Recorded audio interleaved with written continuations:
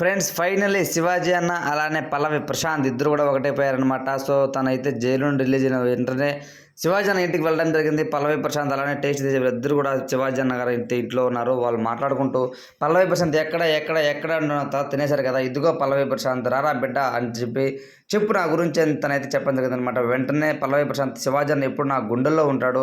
So నాకు ఇన్ని రోజులు అన్న ఎవరు లేరు అనుకుంటున్నాను, కానీ ఈరోజు నాకు శివాజీ అన్న ఒక అన్నలాగా తండ్రిలాగా ఉన్నాడు. శివాజీ అన్న లేకపోతే నేను లేను అంటూ తను హక్ చేసుకుని షేక్ హ్యాండ్ ఇచ్చి ఆప్యాయంగా అయితే లైవ్ అయితే కొనసాగించారనమాట.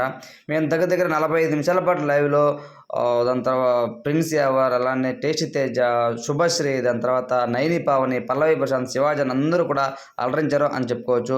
ముఖ్యంగా స్పై ముగ్గురు కూడా అయితే మంచిగా ఫోటో తీసుకొని, నిన్నటి వరకు శివాజీ గారు పల్లవి ప్రశాంత్ని ఫాలో అవ్వలేదు, కానీ ఈ రోజు అయితే తనైతే ఫాలో చేశాడు పల్లవి ప్రశాంత్ని.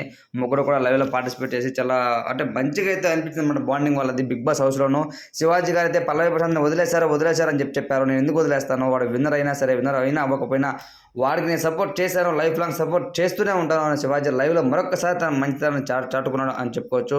అదేవిధంగా చూసుకుంటే ఫ్రెండ్స్, లైవ్ అయిపోయిన వెంటనే టేస్టీ తేజ దాని తర్వాత భోలే గారు వీళ్ళందరూ కూడా కాన్ఫరెన్స్ కాల్లో కూడా అందరూ కూడా ఫోన్లో మాట్లాడుకొని సరదాగా టైంపాస్ చేశారు అని చెప్పుకోవచ్చు.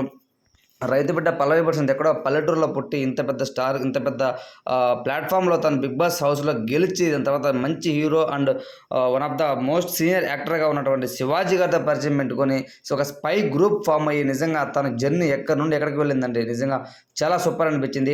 శివాజీ గారు ఒకటే చెప్పారు తన గురించి, పల్లవి ప్రశాంత్ ఒక హీరోలా అంటాడు, ఆ అబ్బాయిలో ఒక మంచి హీరో మెటీరియల్ ఉంది, చాలా టాలెంటెడ్ పర్సన్, నేను అతను బిగ్ బాస్లోనే గమనించాను, కానీ కొన్ని సిచ్యువేషన్స్లో తనకు ఎలా రియాక్ట్ అవ్వాలో తెలియక చేసిన చిన్న పొరపాట్లే తప్ప ఇంకా వేరే ఏం లేదు. ఆ అబ్బాయి ఎప్పుడు కూడాను ఒకరిని తప్పు చేయాలి, ఒకరిని బ్యాడ్ చేయాలని ట్రై చేయడు, కానీ అంతమంది కొన్ని 100 మంది అబ్బాయి కోసం వచ్చేసరికి తను ఏం చేయాలో తెలియక అట్లా ఆ యొక్క ఇదిలో ఆ విధంగా ఒక చిన్న తప్పులు దొల్లాడు అంతే తప్ప ఆ అబ్బాయి ఇండస్ట్రీగా చేసింది కాదు. ఆ అబ్బాయి నిందితుడు కాదు, బాధితుడు అంత క్లారిటీగా చెప్పడం జరిగింది అనమాట పల్లవి ప్రశాంత్ గురించి శివాజీ గారు.